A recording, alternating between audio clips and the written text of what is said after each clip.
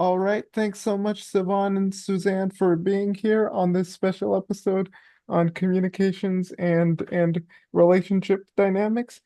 What I want to start with is, you know, what goes on between, what's sort of the relationship dynamics within people of different cultures and like what you sort of see. I want to start with you, Savon, and maybe I could Suzanne, you can jump in if you want to. Yeah. Yeah. So, as you know, Laszlo, I am a interpersonal professor at UW. And so one of my particular areas of interest is family communication as well as friendship communication. And I like to look at the overlap of culture and how we interact.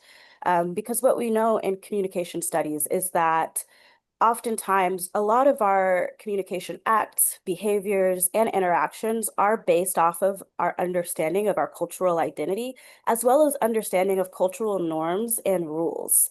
And so when we're thinking about what does culture look like in an interpersonal context, like family or friendship, we can really see a lot of this in our communication.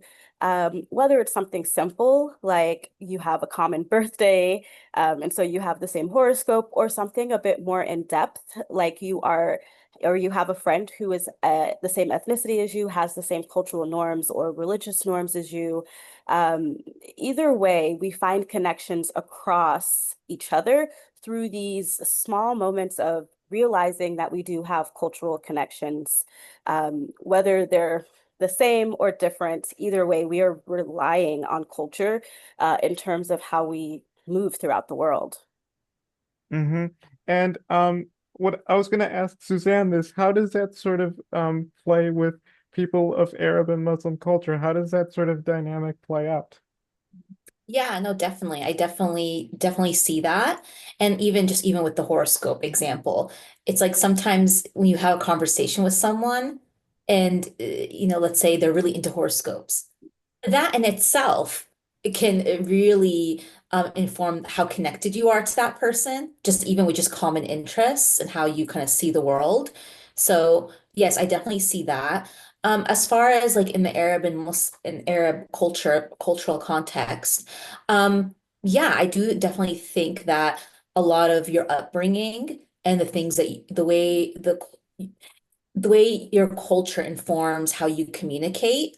Arab culture tends to be more collectivistic. Of course, there's nuances and it's not black or white, and everyone's experience is different.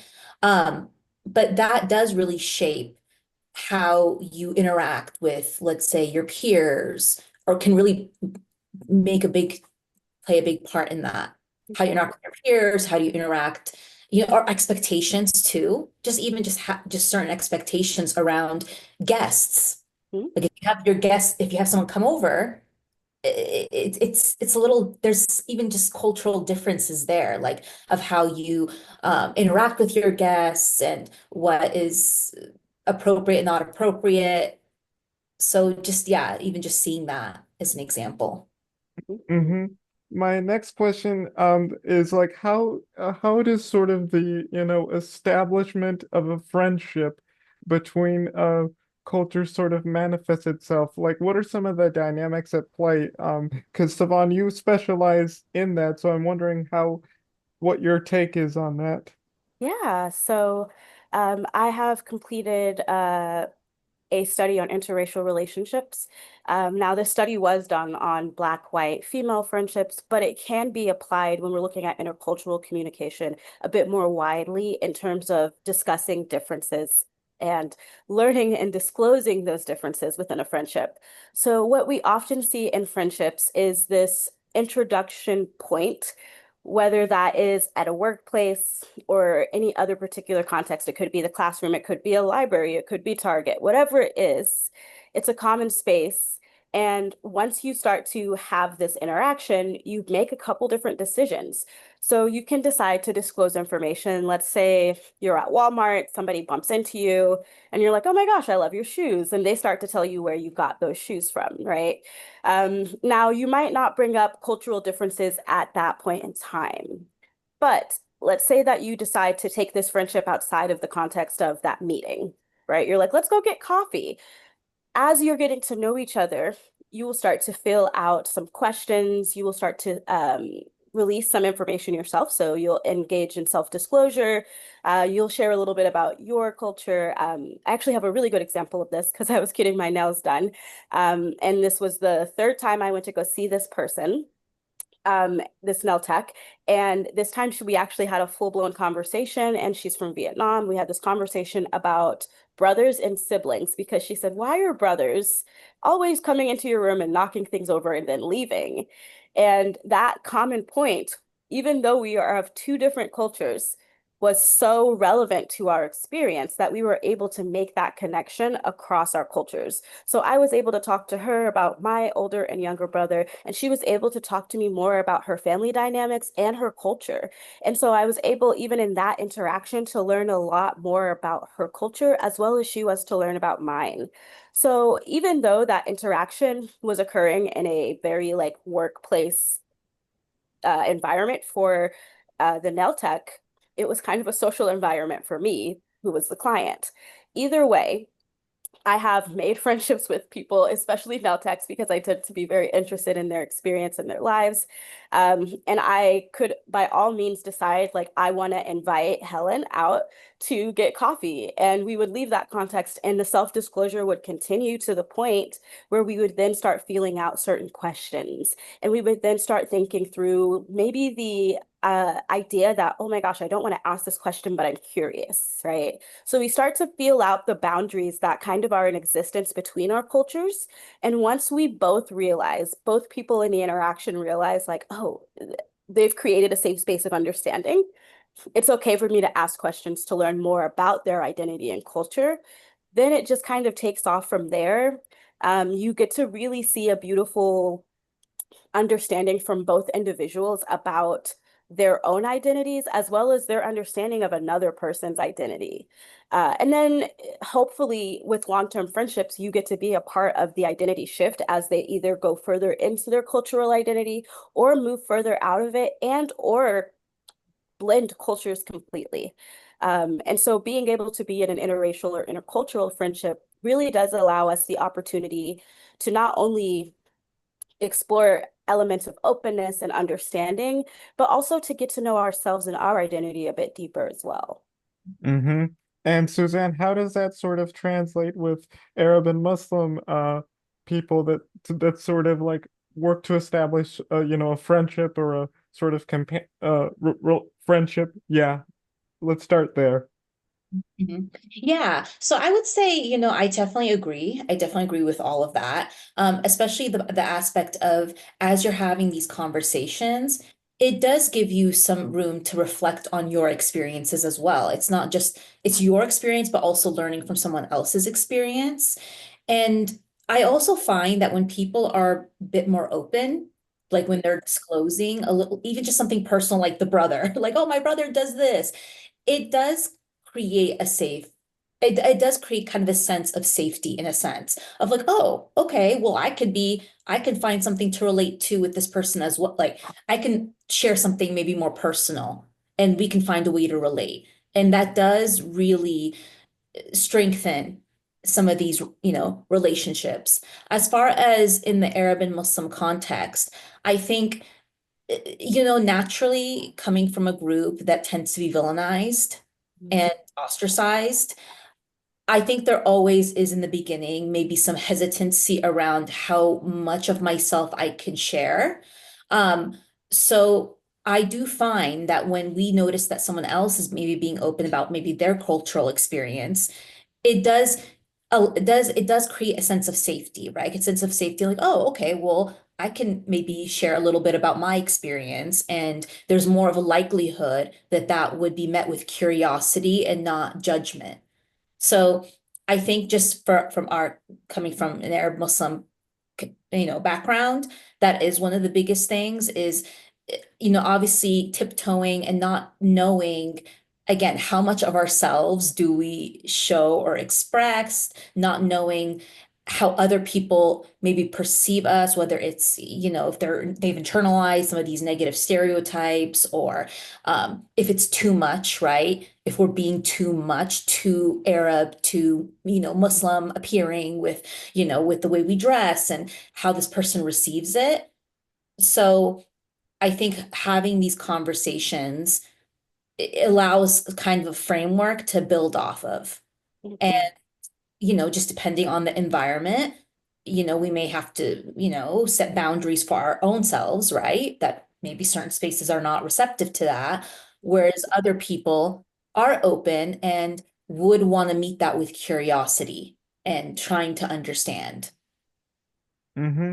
My next question is, in terms of like we go from friendships, now let's go from friendships to relationships. What are some of the communication dynamics there, Savaughn, if I may ask? Yeah, so when we're talking about intercultural communication, we often start talking through conflict. And really, there are disagreements and there are conflicts, but what we notice, particularly in deeper interracial relationships, is that a lot of these issues that are occurring are not necessarily within the conversation, but going back to what Susan said, it's about the context, it's about the environment, and then it's about how you, in your relationship, recognize how you're communicating as a unit in that space. So there could be spaces where interracial relationships. I am from the Midwest, particularly Oklahoma, and I've done all of my education in the Midwest as well. So Indiana and Kansas. Um, and I've been in a lot of different states where interracial, like romantic relationships, get looked at a bit differently because of the conservative values of that state. And so a lot of the issues aren't necessarily within because they're building norms around how they interact with each other quite consistently. But it's more so around, that person was staring at us. Did you notice that person was staring at us? Maybe the partner didn't because they're not hyper vigilant about um, racism or hypervigilant about microaggressions, right? So it's really kind of recognizing that your partner may not necessarily have the same background and therefore do not have the same skills that you may have as a person of color or a person of global majority. But what we do know is that these couples do often take on a lot of external communication and a lot of perceptions about their relationships that they have to manage, whether it be from family, friends, or strangers. They are usually working through that conflict through their mutual communication. Mm-hmm. And Suzanne, what about you? How does that apply to the Arab Muslim context? Mhm, mhm. Yeah, no, definitely. I think it depends on, where you're from, right? Certain environments tend to be more open, right? So I mean, I live in Los Angeles, so it is more diverse, right? And it's not uncommon to be in an interracial, relationship. But I definitely understand that when one of the partners comes from a culture that tends to be the majority, there is a lot that they tend to maybe overlook, whether consciously or unconsciously, that maybe the other partner would be able to pick up on just based on their history and being in survival mode, right? So I can definitely see that. Oh, like did you notice that person was looking at us kind of funny, and the other person being like, oh no, I didn't catch that. I mean, that's familiar, right? That's familiar to one of the parties. So when it comes to like the Arab Muslim context, um, definitely, having to manage, like, let's say you're in a relationship, right? Let's say one person is Arab and the other person is white. Um, it's not uncommon, or this is something that I've heard just from personal experience, not me, but others, is that the person that was Arab would sometimes hear from their partner that they have family members that have certain opinions on the matter, right? Or they say they'll say something like, "Oh, yeah, like Arab people tend to be this way," or "Oh, I one time interacted with an Arab person once and they were that way," and having that inform how they see this person. And sometimes the partner has to really understand what that's like for the other person, um, and needs to be, I think, just being more aware that that is a thing, even though to them, they're like, no, no, I accept, you're my partner. This is not an issue for me. Just having that understanding of what that is going to be, what that could be like, and the issues that might come from that for the other person, I think is important. Um, and obviously just how traditional, certain people are, right? Some Arabs are less traditional, or more traditional. So it just really depends. Um, the other piece I would say is family involvement, right? Even family involvement from the Arab side, right? When it comes to courtship, when it comes to relationships, oftentimes traditionally, relationships it's very marriage focused, right? This idea of just dating, just for the kind of just getting to know people, just for the sake of that, that doesn't usually happen. It's usually like, okay, if I'm gonna meet someone or go out with someone, it's because I'm looking for marriage. I'm trying to assess and see if this is a partner for marriage, right? And oftentimes family, depending on how traditional they are, they might be more involved in that process or not. So so even just like introducing your partner to your parents, right? Usually that happens if it's going in that direction. If it's just kind of casual, then family involvement isn't really, that doesn't really usually happen. So those are just some examples. Mm-hmm.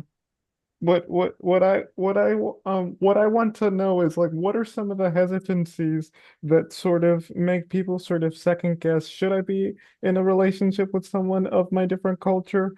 That kind of thing. So Savaughn, I'm wondering what I'm asking you, what are some of those hesitancies, and is that really common in a lot of those?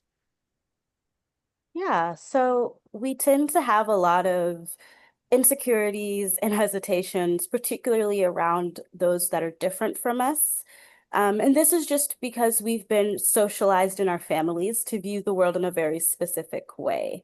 And so oftentimes when we are in interracial relationships, what we find is that the specific view of the world that we've been taught is very different for our partner.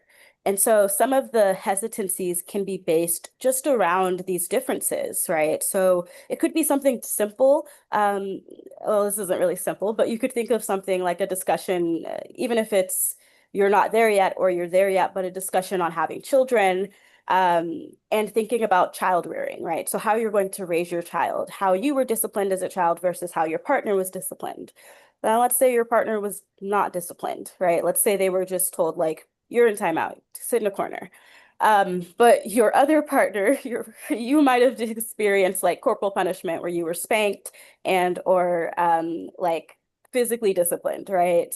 Um, a part of the hesitancy that could come with a discussion like this is this idea that one person's right or wrong, right? So one culture is right or wrong, instead of recognizing, oh, we actually can create our own culture. We can create our own dynamic, and make our family what we want it to be.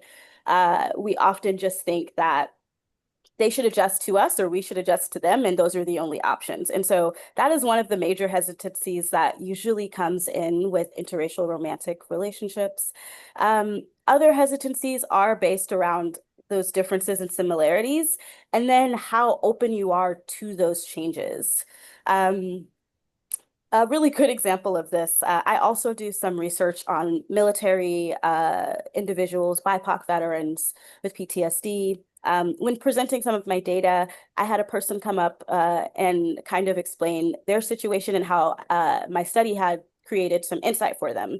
And so they discussed that they were raised in India and that they um, their parents, their father had been in the military. And so they had always grown up with like the idea that their clothing needed to be ironed. They had to be spick and span all together walking out the house. Well, they married a spouse who did not have that upbringing and often would leave the home in wrinkled clothes and often would leave the home like disheveled. And so a common argument that they have, right, is like, why can't you just dress up? Why can't you just be this person? And during the presentation, they realized, like, oh, I only have these assumptions because of how I was raised. It's not an actual rule or standard. It's just the way that I was raised to believe and see the world, right? So it's also a lot of deep self-reflection, which can help kind of work through those hesitancies when you start to recognize like these differences exist. We know that she was okay with the difference. She did marry this person. She loves this person, but we also can see that the problem still kind of comes up, right? So a lot of the hesitancy that we often have in interracial relationships can be worked through and managed. It's just about understanding that we kind of have the ability to create the culture that we want for our own families or our own relationships. And we have the power to create a united identity from both cultures, right? So there's no need to get rid of one thing or another or have right or wrong, but there really is a need to connect through communication and create your own norms and rules and patterns in your own relationship that are created between the two of you, not just the external world around you. And Suzanne, how does that apply to the Arab Muslim community or Muslim culture? Yeah, no, I really like that what you just mentioned about kind of creating your own culture, right? And it doesn't have to be one or the other. And I think being able to create that comes with openness, Mhm. comes with curiosity. You know, maybe taking a step back and maybe challenging, even for yourself, challenging the things that you've been taught and being like, does that apply? Do I still want that to apply? And is that something that could work with this individual, with this partner? Um, so just kind of in the Arab and Muslim context, I think, I'll give an example. I have a family member who is, obviously Palestinian, and they are engaged to a white guy. And all of this is coming up. All of this is coming up, even just about their discussions around kids, right? It's like how involved, even, and I think one of the biggest ways that this shows up for them is family involvement. Like, this is how much I expect family to be involved. This is how much I expect family to not be involved. This is what I want for ourselves. And just really talking about, okay, well, this is what I grew up with, and this is what worked. This is what I grew up with, and this is what maybe didn't work, and this is what I would like different. So having these conversations, and again, just trying to explore that together collaboratively, I think is what ends up making it the most, successful and a growing experience, right? Because you are having to look at yourself and to look at just the way that the things that you've maybe been used to, and again, seeing, is it something that I want to continue, or is it something that maybe I'm open to maybe changing or maybe adapting for my partner or the way that they see it or the way that they've grown up, right? So it's definitely is a blending. It is a blending of that, of both of those lived experiences. So I would Hmm. say when it comes to like in the Arab Muslim, context, I would say also the role of women, Mhm. right? Women in traditional Arab Muslim culture tend to be the ones to carry a lot of the family honor, and a lot of the way they behave, right, tends to reflect, the family, right? The family and, just some of these values and traditions.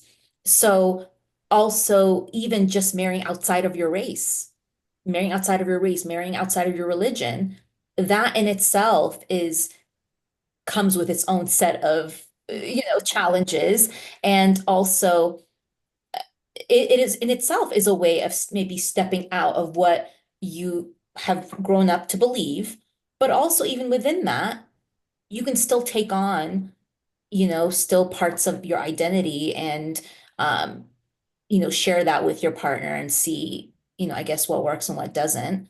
Um, so Yeah, and even just gender roles, right? It's like even with marriage, like, okay, are you the woman gonna be the one to be mostly doing the child rearing, right? Is the man gonna be more of the provider? Is it gonna be more of an equal? Like we both take on both roles. Um, and yeah, so those are just some examples. Mm-hmm. And what can be done to address those hesitancies, to sort of address those issues? Savaughn, if I could get your take on that, and Suzanne, you can add on to it. Yeah, so when we are thinking about the solution, it sounds so common sense to say like communication. But it is kind of communication. It's just about kind of talking about how you communicate. So it's that aspect of meta communication that really helps us understand the impact of our messages as well as if it's effective, if it's appropriate, if it's necessary. A lot of what we've been discussing has been this like individualistic culture next to collectivistic cultures, which, as we know, collectivistic cultures will put the group over the individual, whereas individualistic cultures will put the individual over the group. And when we are just putting individuals together who have such different cultures, what we start to notice is that you're prioritizing things differently. Exactly what Susan said.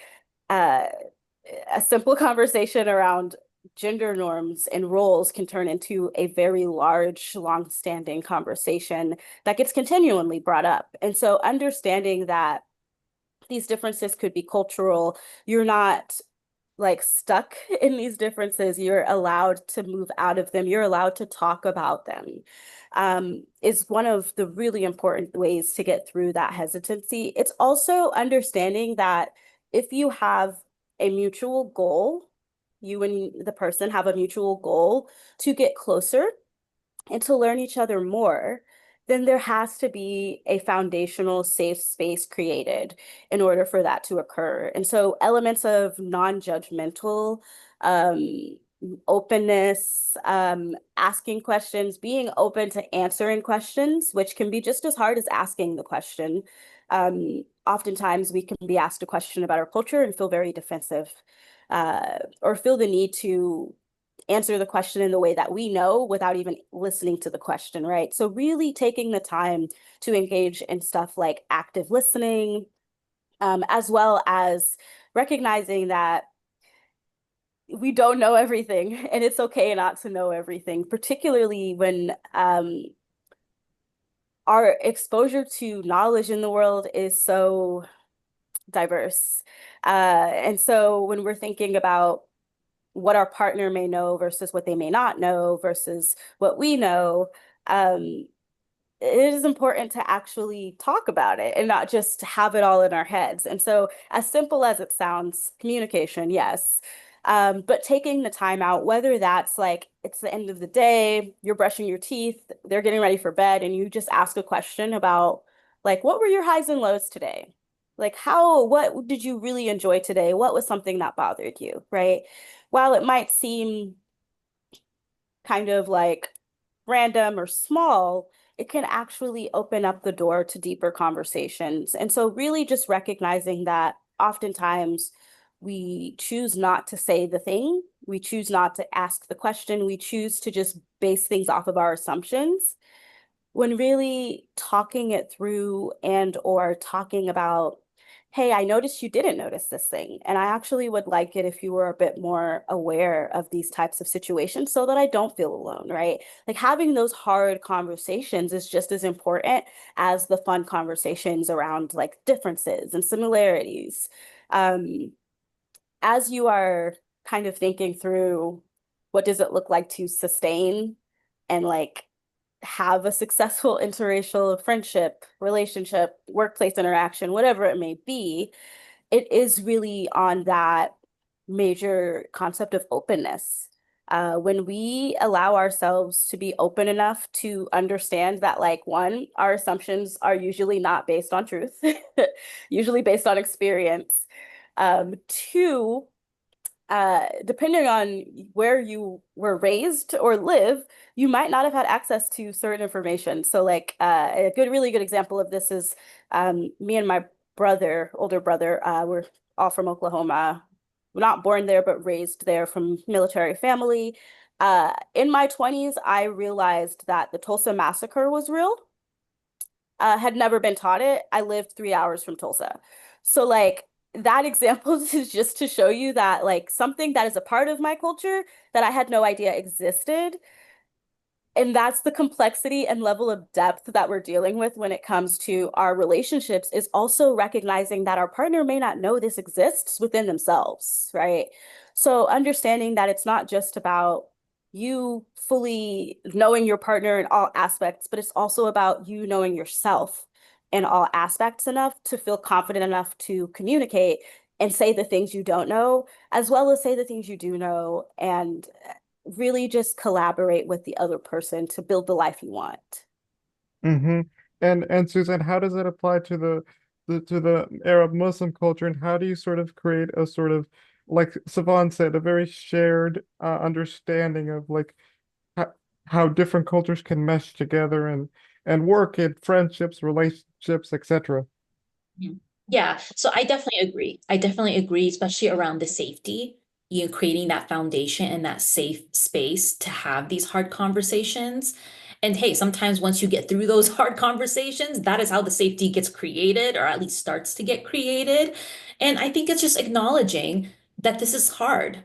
You know, Mhm. it is hard and it may be messy and it may be challenging and we may not have it perfectly down the right way because we're human, we're going to have feelings and we're going to have things that come up that we may not even be aware of. Um, so I think that's really important. Um, I think especially within the Arab Muslim community is really starting to have these hard conversations even within our communities. You know, having the conversations around, you know, even shame, Mhm. even the concept of shame, right? And the shame that a lot of us carry, right? The shame that a lot of us carry, whether through intergenerational trauma, whether through global events, whether it's through, you know, your identity as a woman, you know, maybe being LGBTQ plus, you know, really starting to have being open, really being open about some of the stuff that we don't tend to, we know, but we don't acknowledge.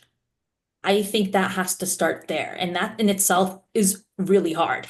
That is really hard, you know, like it just is. And I know TikTok, the things I have to say, the thing I love about TikTok is people are being more open, right? I go on there and even when I see an Arab woman just expressing herself however she wants to express herself, doesn't whether it's how her family thinks, whether it's her culture, whether it's Western, whatever it is, that in itself is how we start to break that. And then the more we do that, and then the more we have that with our maybe significant other, and even just sharing that that is a process that we're going through, Mhm. right? Because we're still going through our own journeys, right? Whether it's self-reflection, whether it's evolving, whether it's, you know, working through our own personal stuff, while also trying to do that with another human being or another person. So I definitely think the safety aspect and just understanding the intentionality behind maybe certain questions and yeah, just that I think. Mm-hmm. All righty.